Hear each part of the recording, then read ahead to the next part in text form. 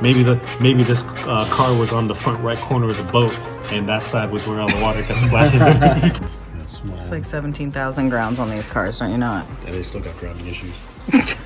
Looked like they did this ABS delete on the boat. Right. Shit, just ghetto. They wasted their time and put twins on it. You can see some pretty significant wear where the rear main seal was riding on the crane. See where the piston was. You can see where it was just sitting there. For whatever reason, the engine looks like it was sitting at the bottom of the Titanic.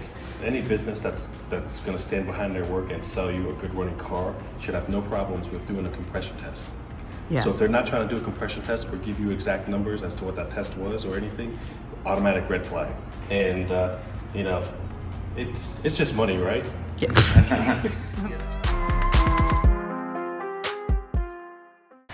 Guten Tag. It is 7:30? 7:42. Thank you, Jose. The guys are going to get started on Matt's GTR this morning.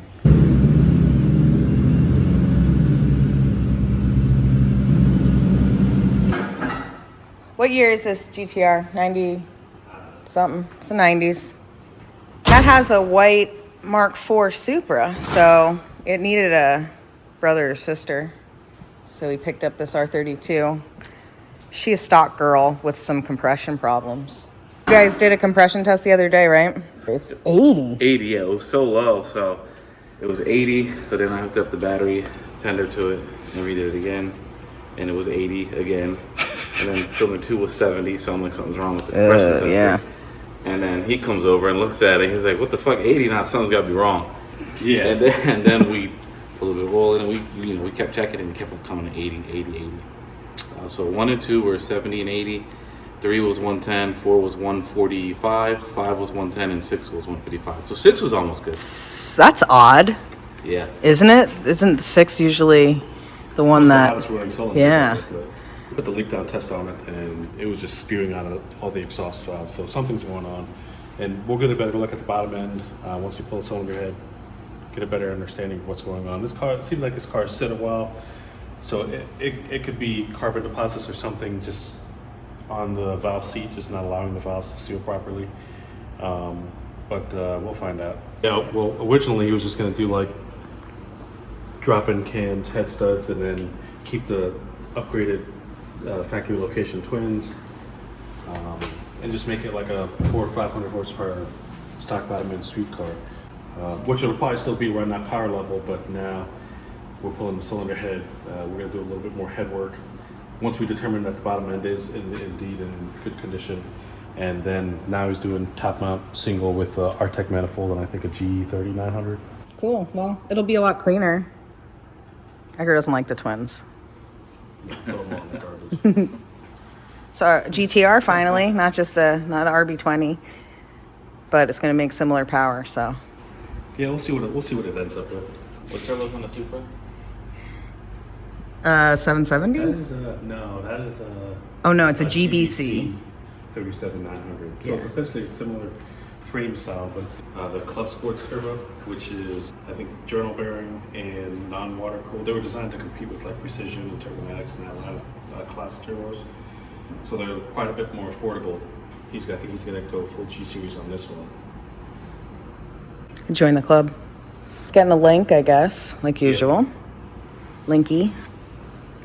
And is are you going to do the new ashtray screen? Yeah. Cool. Like drivetrain is staying stock? For the most part, he's going to get, I think we're going to do a twin disc X clutch.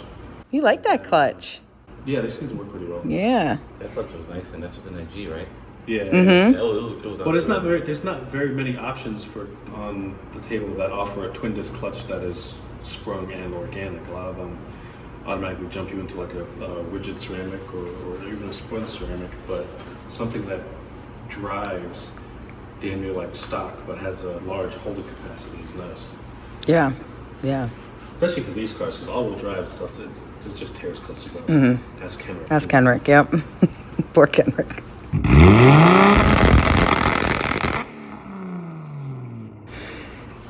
Yeah, it doesn't matter how much power the clutch itself holds, it's about dissipating the heat, and that's where you start getting into multi-plate clutches because people think, I don't need a twin disc clutch for a 400 horsepower car, and it's like that depends on the weight and the driveline style and then your driving style.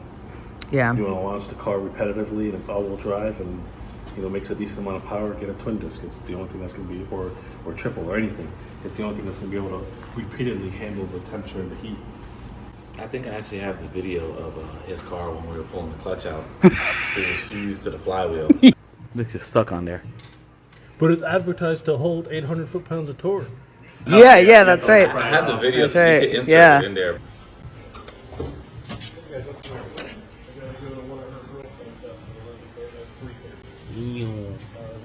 That was wild, and that was brand new. Yeah, that was because that was what It was ClutchMasters. It was a ClutchMaster single disc. Yeah, And somebody was FX here. 400 or something. Somebody was here when I was putting it in. They were like, "Oh, you don't need a twin." You know, like, you say that till you slip it good enough to get the heat in it. Yeah, and exactly, yeah. It's stuck. No, I don't need no twin disc. I'll just heat the fuck up out of this single disc. Yeah, and it was fused. probably making 430, 450, I think. All-wheel drive though, GTS 4, right? Yeah, Yeah. you hit that thing all-wheel drive and you want to launch it off a two-step, and it's like you're not cracking. You're not slipping the tires, so you're slipping something. And most of the time it's the clutch. Yeah.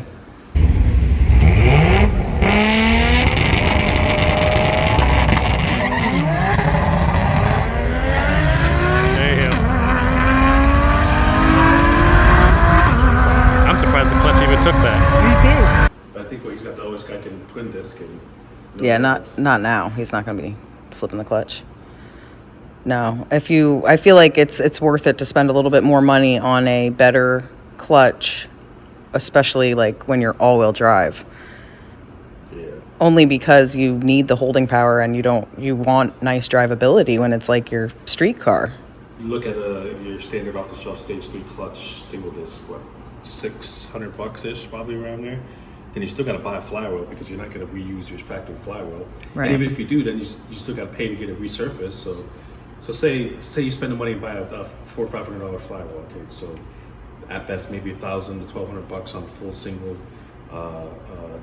clutch setup that's from a reputable company. Yeah. And it's like, okay, you can start getting into some twin disc stuff around the $1,500 mark, and it'll work and perform better. Yeah. Just based on our experience, for sure. That's what we've seen. So. Yeah, because I think the X clutches are like 16, 17, depending on yeah. which model, and somewhere around that range. But it's like, Is it rebuildable? Is it like the OS Geiken where they're yeah, rebuildable? They're rebuildable and serviceable. So come the time that you would wear the bitch out, you can change the plates and the discs. It's something worth rebuilding. You're not doing that with a single disc. You're throwing away the pressure plate, throwing away the disc. Exactly. I'm excited to get this guy started here. It's been a minute. All we have is pushers, so We're gonna definitely now. we get another do one. that ABS delete. What do you mean? That's mint, baby. Do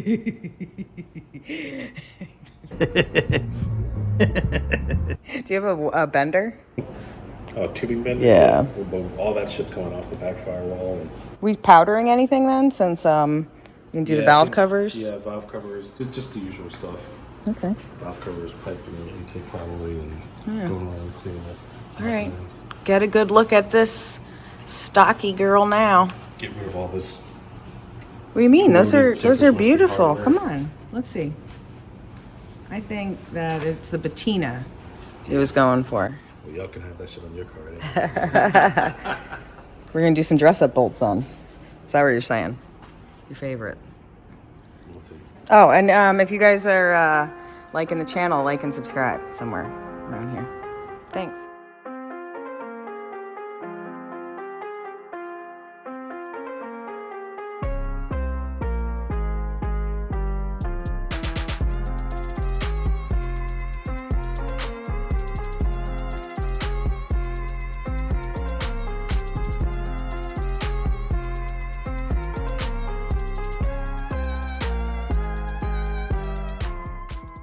Damn, there's just so much stuff, like bullshit. Yeah.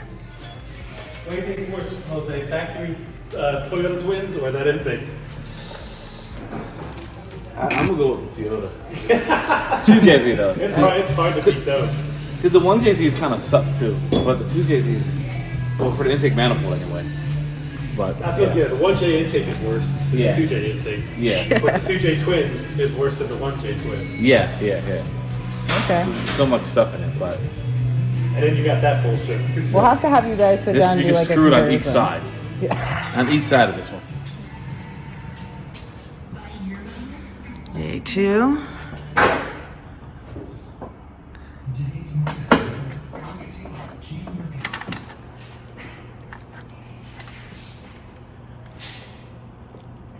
Matt just got done messaging me too, saying for you to give him a call when you look inside or when you know what the damage is. He said he's apprehensive right now since the compression test.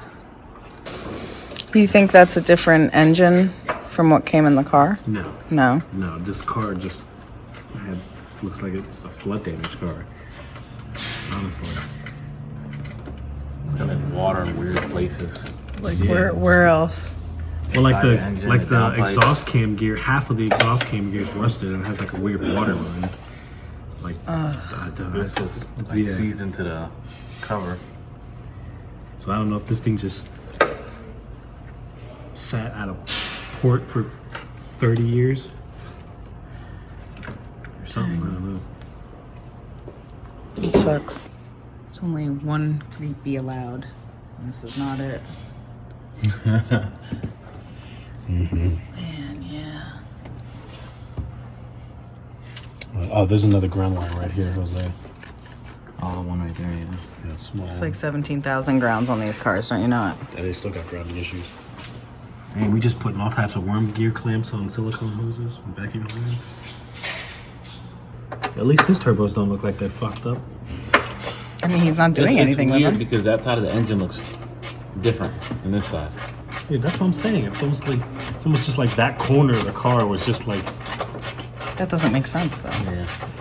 maybe this car was on the front right corner of the boat, and that side was where all the water kept splashing when the fucking boat was rocking down the waves. Looked like they did this ABS delete on the boat. Right. This shit just ghetto.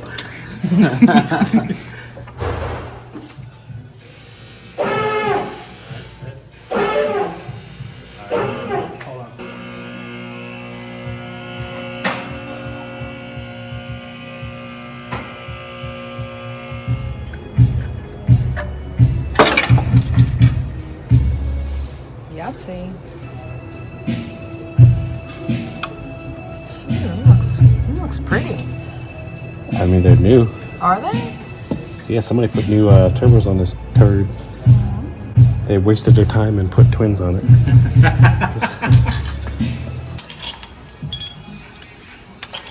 Yeah, these backwards were always a pain in the ass.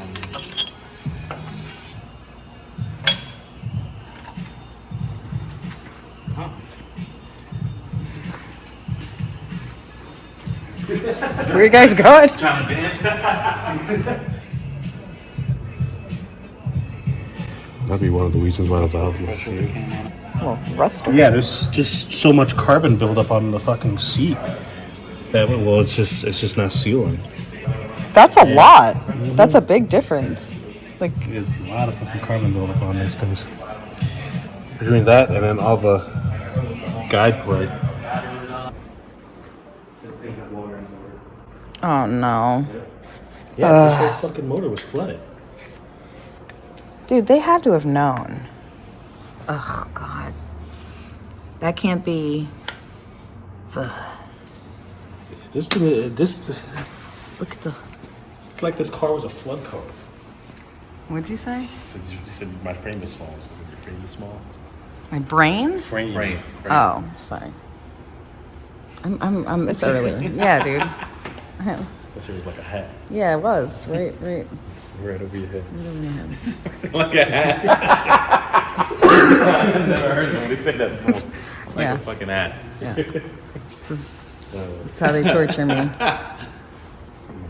All right, so both of you are not in the same frame, is what my point is. Yeah, sorry.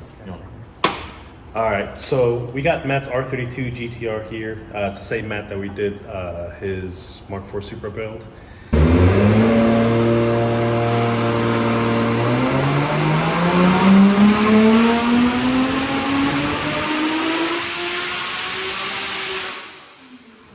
And he wanted a matching R32, so he got a white 32. Took him a little while to find something that he liked, and we're kind of in this unfortunate circumstance after he picked up a car from a reputable importer.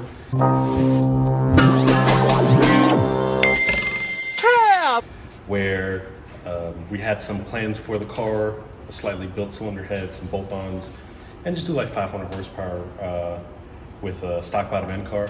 Well, after doing a compression test and finding out the first 3 holes were down on compression, like 80 pounds, there were some signs of a couple other things going on. So we pulled the drive line, pulled the head, and it does not look good. For whatever reason, the engine looks like it was sitting at the bottom of the Titanic. Come back! Come back! And you can see how the block side of the block is rusted. The cylinder bores are completely rusted. There's 2 and 3. So you can see where the piston was. You can see where it was just sitting there, collecting that water and moisture, and then you can see the ITBs and everything. The intake was all rusted out from the inside. We've got rust on the connecting rods, rust on the crank journals, and it sucks. It sucks it happened to him, and it shouldn't have happened, especially spending good money with an importer. Well, he paid money for what was supposed to be a good running car that wouldn't force him into building an engine right away, but here's where we're at. Being that the engine does need quite a bit of work on the crank, we're gonna be doing an engine build. He just opted out to go with a 2.8 stroker. We partnered up with Brian Crower for a couple of the 2.8 strokers in the past. We were happy with the product. We're gonna be doing quite a few more. We get pistons custom made for our spec, and we can implement some of the stuff that we do in the 2J platform and the RB platform. I'll let Jose show you kind of some of the stuff around the block and the rods and kind of what we found, and let us know what you think. Yeah, so when we weren't sure if the engine came with this car or not. He was under the impression initially that it did, but when we started taking it apart, we started seeing things like the serial number on the block was more for an early R32, and this is a later R32. And towards the end of the R32 production run, they actually made upgrades to the crank so that it would have less wheel pump issues. And this crank actually doesn't have those upgrades, so it's an early crank with an early block. That was one sign. And then the block also has oil restrictors, which is something that people upgrade when they're trying to keep oil from getting stuck in the head. So the head was off, the car had these upgrades done, and then it was put back together. I think there was something up with the oil pump. You said you seen something about the bypass valve on the oil pump? Yeah, it doesn't look like it was the original oil pump. Yeah, sure. So the engine was taken apart pretty good and then slapped back together. The compression was really low. I think we went over that already, like 70 and 80. So that's what we found so far on the block side. The intake side has a lot of rust on it, and internally has a lot of rust. The oil kind of hides some of that, but you can see it more. If you look at the number 1 connecting rod, you can see how that one looks versus number 6. Oh, yeah. And this is, I mean, with oil on it, so you can imagine. The clutch was seized to the pressure plate. It didn't want to come off. And you can see that it wasn't just like surface rust. It was like in there, like it was bad. I don't think we threw it out. Oh yeah. Yeah, it's on. Yeah, but yeah. So there's a lot of rust in here, and I mean, like he said, the car had to be sitting in some water somewhere. Yeah, that's such a shame. Brand new turbos on the car though, right? Yeah, they put brand new turbos on it, and they made sure Yeah. that you knew about that as a selling point to buy the car. Yeah. You know, which sucks. It's like, I don't know what happened, if maybe they popped the original motor and then just threw this good old flood job in there that took the car sold to make some money. But yeah, I mean, you can look at this. You can look at the bores; they're just completely trashed and toast. It's really, this was a junkyard, probably engine, trans, all-in-one jobby. Yeah.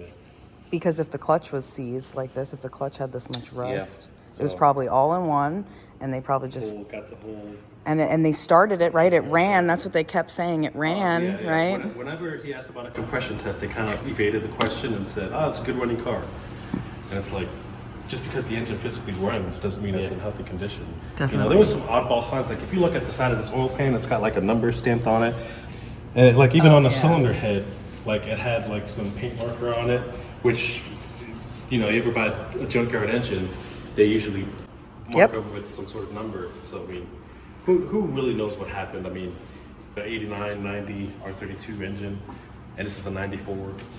You know, so it's like, there's a lot of red flags. You can see they already blocked off the rear oil feed to the head, put a smaller restrictor in the front, so it's like the shit's been taken apart. The engine's not the original to the. I don't think it's the original to the car. So. Wow. Yeah. It's really. And otherwise, like, what is it? It's like putting lipstick on a pig in a sense, because it's the car looks really nice. Yeah. Yeah. It got repainted. Got repainted probably. Good, and underneath the car got coated. POR'd. Yeah. Yeah. So it's if you just glance at it. Yeah, you wouldn't. It turns on, runs. You're like, okay, cool, it's good. But You guys said there were other signs of water damage though, like random bits. the cam sensor. Yeah. Oh yeah. Yeah. So we could. Yeah. So when we checked to see if the motor was in time, we couldn't even get the cam sensor out of the cover because it was just so oxidized and corroded and stuck in there. And then when we finally pried it off and got it off, you can see the cam gear, where half of the cam gear was rusted and it had like a straight line going through it, as if it was like sitting in a puddle of water at some point. And it was just a bunch of red flags popping up like that. I mean, the outside of the car looks clean. You look inside the engine bay and it was kind of crusty. There was just kind of a lot of red flags, and it's like you wouldn't know unless you start tearing things open and looking, you know. And then I guess the place that he got it from, the quote unquote mechanic that's servicing all the cars and working on them, told him he must have put bad gas in it. What would that have to do with the cost? Okay, so say even in that situation, you put bad gas. Say you put water in the gas tank. You know, well, okay, you go to fire it up, the engine's physically not going to run, and you're probably not going to ingest anywhere near enough water to create rust like this on the outside, inside. No, there's no way. And it's like, I don't care what you put in the gas tank. There's no, that's not. What's that got to do with this? That's, Like, yeah. Yeah. It's the first thing we seen The when we were first. pulling it off. And I was like, man, First red flag. that don't look good. Nope. And then we saw the other cam gear on the intake side, and it was pretty clean. So we're like, okay, we might be okay. And then when we started taking the rest of the intake off, that's when we really seen it. Yeah. It wasn't looking hot. It's almost like this motor was sitting on a pallet on its side, intake side down, and it just got flooded on that one side. It's really because you look at the exhaust side, and it was like nothing was rusted, Nothing was is rusted. beat up and No. stuck on. But then you look at the intake side, and it's like two different motors on each side. Yeah, it's bizarre. Yeah, I mean, you can even if you just look at the back of the crank where the clutch was on, you can see where it's completely rusted out. Anything on the outside of the rear main lip seal was completely rusted out. You know, we had to pry the flywheel off of the crank. You can see some pretty significant wear where the rear main seal was riding on the crank. Jeez. Yeah. So that was a little bit of concern with us, because essentially we'd have to resurface this if we would have reused this crank, because even if we knocked this rust off, this groove cut in here by the rear main seal could hinder the sealing of the new main seal. Yeah, no And it's kidding. like- That almost looks like it's like pressed together. yeah, it Not almost looks like two-piece. Yeah. Yeah, I didn't realize that went all the way. But and like you know, that look at the deep. surface rust on the crank. Yeah, that looks horrible. I mean, that right there. Hold Yeah, can on you the zoom that? journals. Yeah, look at that right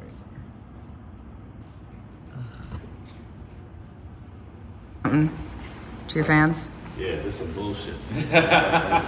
When you spend good money and you get this crap, it really disappoints you. But we're gonna make it right, and you know, it's just money, right? Yeah. Yeah, the thing that sucks is he paid good money for, you know, your running car. He Yeah. paid running car money. They're all old. They're all gonna have issues, but this isn't like just a little issue or something went wrong just because the car's old or misused. Something is it's extremely screwed up. And they should have, if they would have done compression tests, checked it over real good, they would have known that.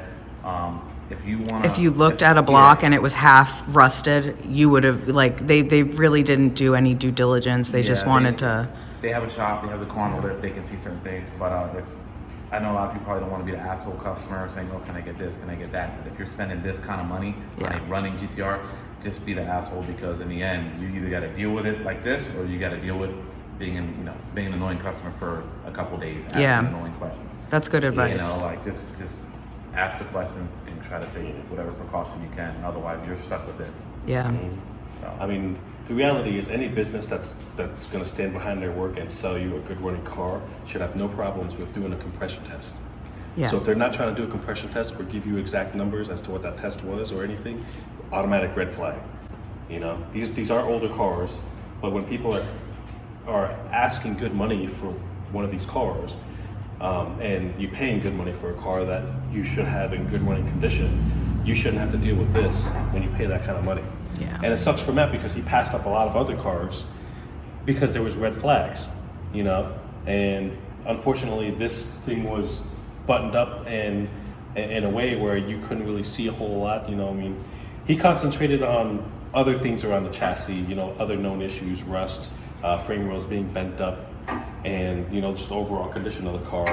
And because it's a good looking car, it was very easy to hide this. And because it started up and ran, it was, you know, it sucks. But me personally, if I were to ever buy a car, if it looks good and it's got a shit engine, I would prefer to buy that than a car that runs great and needs a paint job. I just don't want to deal with paint. I just hate paint. But I'll fix an engine all day. But, you know, unfortunately, this is like worst case scenario. Yeah. Pay good money for a car and the engine's trash. Yeah, and like it's one thing to go into it knowing that you're getting a good body and maybe a hurt engine, then you could account for that and you're okay with that. But, Yeah, you beat them up on the price a little bit, but man, I mean, he paid good money. Yeah. And, you know, the place that he got it from pretty much told him to get fucked. Go pound He sand. bought it as is. You know, bad gas. yeah, it was bad gas. Oh, I think other comments were, well, I don't know what you did with the car. How do I know you didn't beat on it or anything? Yeah. So apparently beating on your car puts rust in the engine. Yeah. Yeah, so, Scumbags. They're out there, guys. Watch out. yeah. Watch out. Edgar's making you work in the rain? He's making you work in the rain? Says if you want to power wash it, now's the time. We gotta get this bitch off the lift.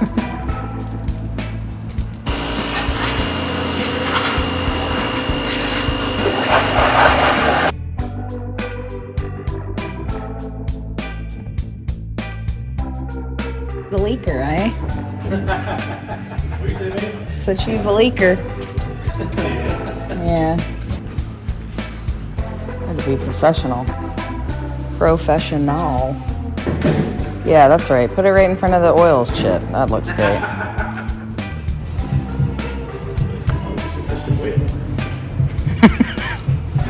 Is there anything you can hook on that's over there? Maybe? There you go. You guys can build an engine, but can't hang a light. Facts. That's an electrician's job.